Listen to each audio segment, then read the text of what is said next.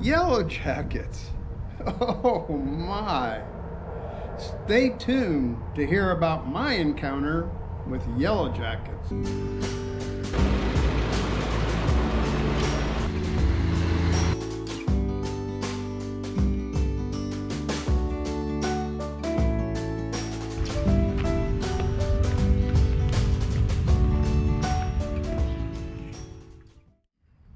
This event happened in the first week of October. I was inspecting a air compressor for our septic system, which is located in a flower bed behind some pampas grass. Just finishing it up, and all of a sudden I find myself in this dense cloud of what I thought at the time were hornets, but they turned out to be Yellowjackets. Now picture this. This cloud was dense, freaking me out. At the time, they had to be stinging me at the time. I didn't realize it. All I could think about is protecting myself so that they would not get into my eyes, so that I did not inhale any through my nose or my mouth. I ran. Now picture this. While I was running, all at the same time, I was performing the jerk, the bunny hop, the Texas two-step, the twist and shout. Let me tell you, I was doing so much twisting and so much shouting, and it wasn't from the Beatles. It was Yellowjackets. So I head for the garage. All I could think of is getting my hands on a spray can of insect killer to disperse the cloud. They followed me all the way across the lawn, into the garage, into this little closet that I have in the garage.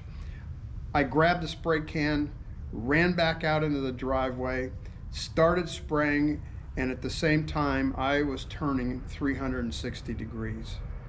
It worked. They dispersed. And I did see a number of them on the ground after they dispersed. Well, I'm sure in a very dramatic way, I take off running into the house to look for Linda, to tell her what happened. And of course, she said that all I could say was I've been attacked by hornets. And what I was wearing cowboy boots, blue jeans, a wide brim hat that had a canopy on the back of it, and what I would call a summer long sleeve shirt. It was a very thin material, but summer shirt, very, very thin. Took my shirt off. Linda counted 27 areas of where I was stung. Now, I'm not talking 27 stings.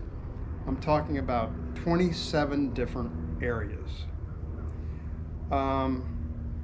We figured that if you looked at each area, you could see that there were a number of stings piled up. We think maybe the number of stings was somewhere between 30 to 40. Maybe even more than that. I mean, 27 different areas, you know, it had to be at least 40 some stings that I had. She wanted me to go to the emergency room, but I did not feel faint. I could breathe very easily. I wasn't short of breath.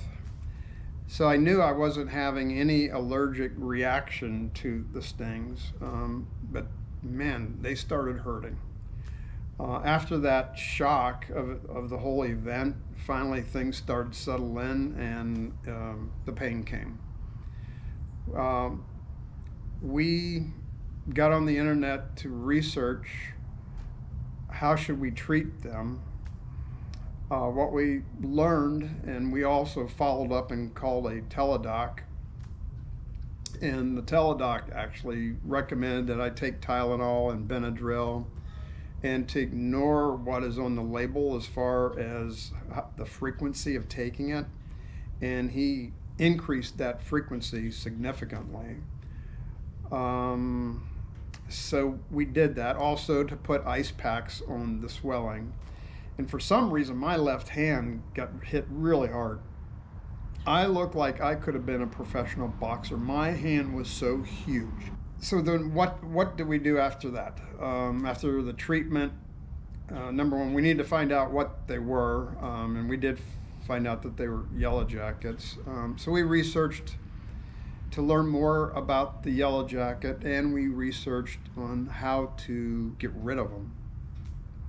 By the way, the pain lasted for, I'm going to say, about 13 hours. And that 13 hours, toward the end of it, it was my left hand that had the most pain.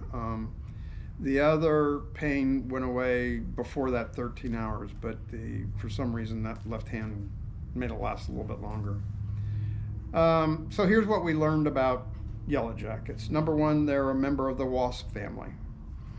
Number two, they do not lose their stinger. So not only was I attacked by a very, very large number of Yellowjackets, all hitting me as often as they could, but the fact that they could sting over and over and over. So you had the numbers with the ability of stinging numerous times. So it was very obvious why I was stung so many times. We learned that they were southern Yellowjackets versus there's an eastern Yellowjacket and a western Yellowjacket, and I think there might be some other variations out there, but the southern Yellowjacket isn't a very aggressive Yellowjacket. They become even more aggressive in the fall months, because in the fall months is when their food supply begins to diminish. And excuse me, to make it worse, we were in a 6-week drought, 6 weeks of no rain. And so, number one, in the fall, the food source begins to diminish, and then the drought even made it worse, which probably agitated them even more. Then we also learned that Yellowjackets love to feed off of armyworms. Well, several weeks before this attack, we were inundated with armyworms. You could go out into our lawn or our pasture and you felt like you were on a carpet that was moving. You could actually see the waves. That's how many armyworms we had here. Well, I sprayed the property, got rid of all of them. It probably agitated them even more because they were feeding on those. So the conditions were right for these Yellowjackets to be very, very angry. And of course, the last thing that we learned, it's never too late to learn about the birds and the bees, the flowers and the trees, the moon up above, and a thing called Yellowjackets. Horrible. So the next thing is, what do we do about getting rid of them? Well, we learned that you can get rid of them by pouring gasoline or kerosene or diesel down their hole and setting it on fire and burning them out. We learned that you can use different types of explosives and put it down their hole. Oh, that's another thing we learned, is that you're going to find them in a hole in the ground. And this one was actually in the ground under the pampas grass that we have. So they were camouflaged by a large bush of greenery, and they were down there in the dirt. So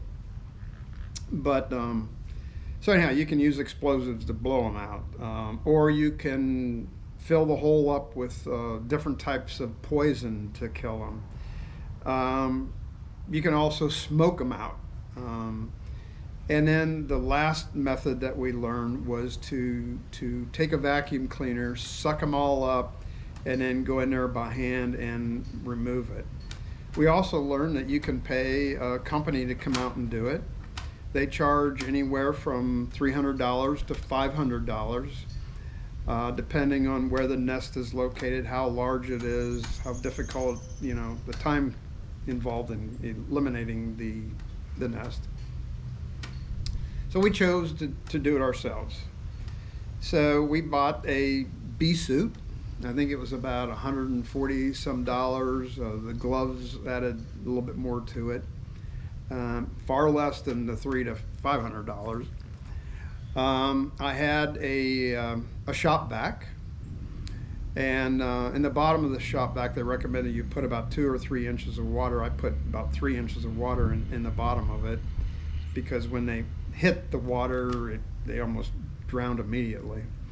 And then a can of insect spray, and it's not to kill them, but it's to confuse them, so that there's less of a chance for them to swarm in large numbers. And then wasp spray to, spray the nest thoroughly after you get to that point. So I had all 3 of those already on hand, so that was good. All we had to do is acquire the bee suit. So that's pretty much, we thought that was a better way to handle it, rather than trying to blow them up or burn them up or poison them and things of that nature. So looking back on it, I'm glad we chose this method to do it. So we're going to share that with you. And then we'll have a little wrap up at the end.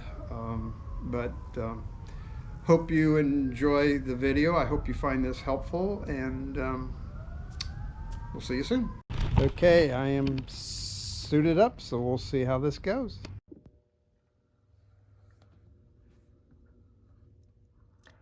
Okay, Rod is just now starting to eradicate the Yellowjackets. He's got the wet vac on. He's going to start sucking stuff up. He's got videos going too, so he can catch them or vacuum them up. We saw this on a YouTube video. And he is layered up with thick jeans, long sleeve shirt, heavy boots, and his bee suit with a double layer of screen around his face.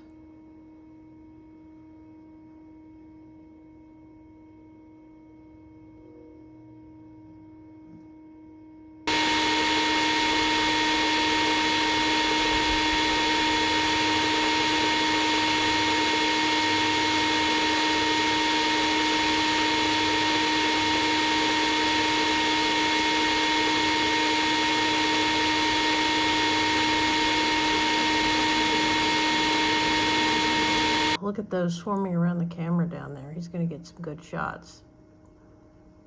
He is trying to suck out as much as he can directly out of the hole.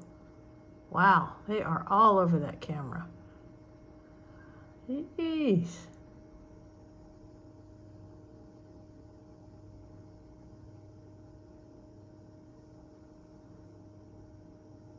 Wow.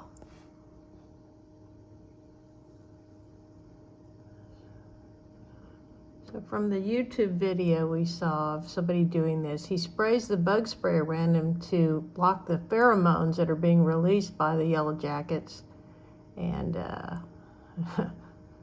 supposed to keep him from swarming as much, but it doesn't look like it's helping that much, but he's protected.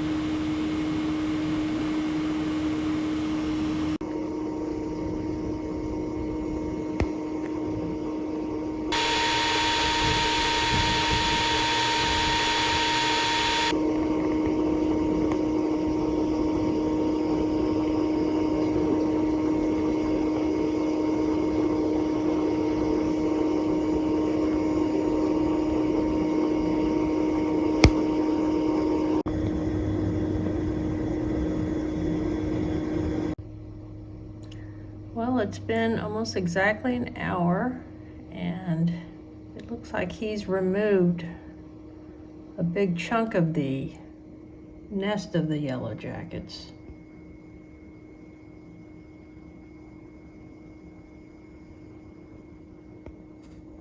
He's still vacuuming at the entryway. They're not swarming near as much, so maybe he's got the majority of them. I mean, they're still there and aggressive, but he is protected. They're still around, but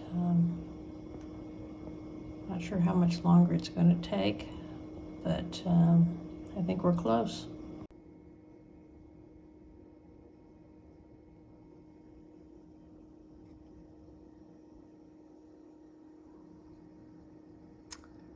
So he's putting the Yellowjacket nest, the pieces of it, in a plastic bag. They were actually hatching some of those eggs. It's pretty disgusting. He's going to spray some bug spray in there and close it up to try to kill everything that's still alive.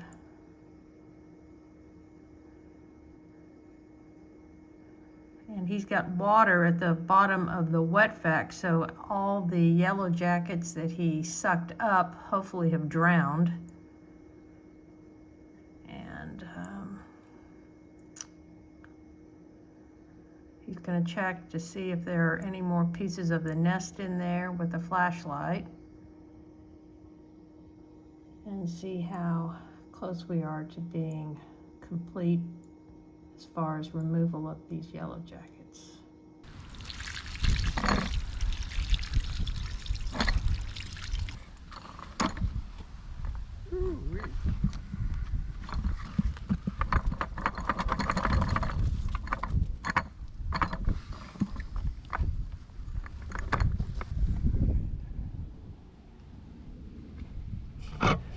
All right, now we're seeing a whole lot of Yellowjackets.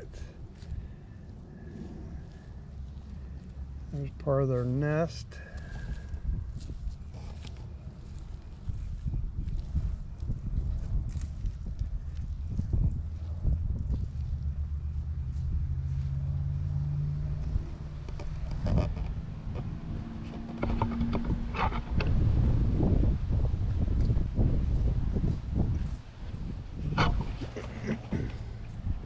Ooh, right there she is.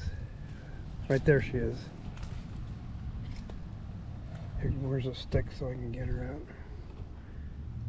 Here we go. There's the queen. We found her.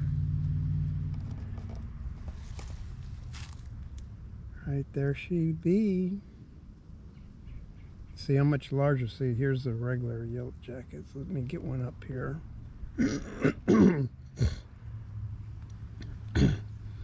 Whoop. There we go.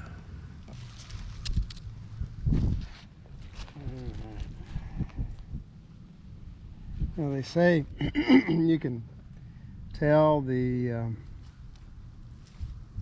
difference between the nest for the queen versus the other smaller bees, and right here's a good example where you can see the difference in the size of the holes.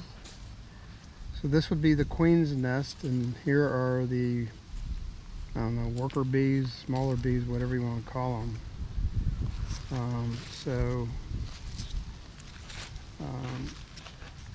Big difference in the size. We'll pull all this apart. And see the eggs or larvae are moving around.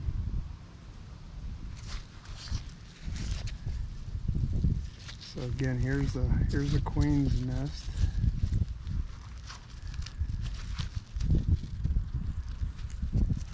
We got the queen's nest and the regular nest.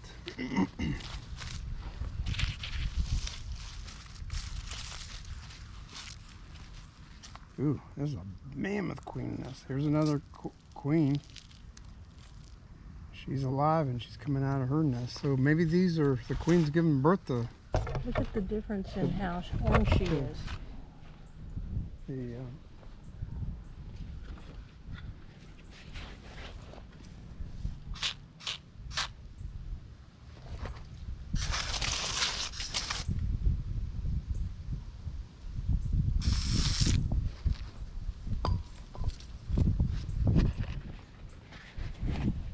so yeah, she's coming right out of the nest.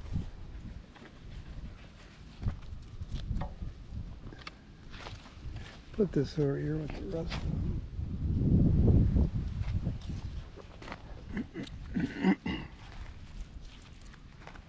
Ooh, here you can see another, here's a queen hatching right now, right in front of our eyes. You can see that? Coming out. Well, you can see a whole bunch of them trying to hatch here.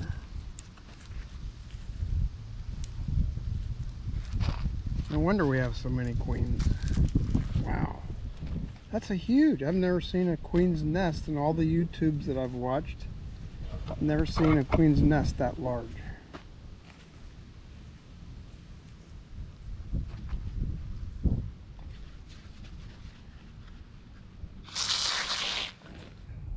Well, what an experience. I hope you found the video interesting and somewhat helpful. Hope you never have to experience what I did.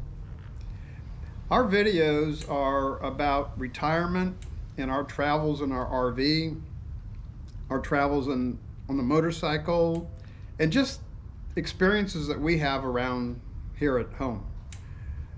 We plan on doing more of these videos in the future. We just recently got back from a long trip where we went to Niagara Falls and Mystic, Connecticut, and Acadia National Park, and Nashville, Tennessee. And we plan on doing more videos of each one of those. Subscribe, and you'll be notified when we publish more of them. And we will see you the next time.